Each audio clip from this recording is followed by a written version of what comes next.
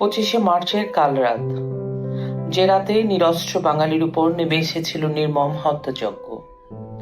26শে March স্বাধীনতার ঘোষণার মধ্য দিয়ে শুরু হয়েছিল মুক্তিযুদ্ধের নতুন অধ্যায়।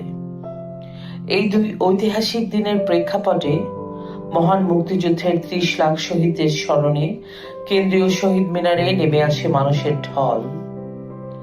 বিশ্বাস ও ঐক্যের আহ্বানে সাড়া দিয়ে সমাজের সর্বস্তরের মানুষ এই স্মরণ অনুষ্ঠানে অংশ নেয়।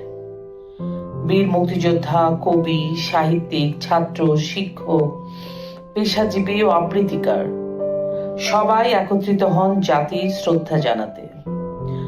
শহীদ মিনার শুধু একটি স্থাপনা নয়, এটি বাঙালির আত্মত্যাগ, ভাষা আন্দোলন এবং স্বাধীনতার চেতনার প্রতীক। এই প্রাঙ্গণ বারবার মনে করিয়ে দেয় রক্তের বিনিময়ে অর্জিত হয়েছে আমাদের অধিকার ও স্বাধীনতা।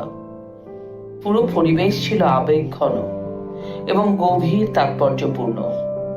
শিল্পীরা শহীদদের স্মরণে অনন্য সব চিত্রকর্ম উপস্থাপন করেন, আর আবৃত্তি হয় বিখ্যাত কবিতা, যার প্রতিধ্বনি ছড়িয়ে পড়ে শহীদ মিনার জুড়ে। অনেকের জন্য এই আয়োজন ছিল দীর্ঘদিন পরে একে অপরের সঙ্গে দেখা হওয়ার উপলক্ষ। স্মৃতি, অনুভূতি এবং জাতীয় চেতনায় একাত্ম হয়েছেন সবাই, বুকের শোক ও ক্ষোভের দমিত।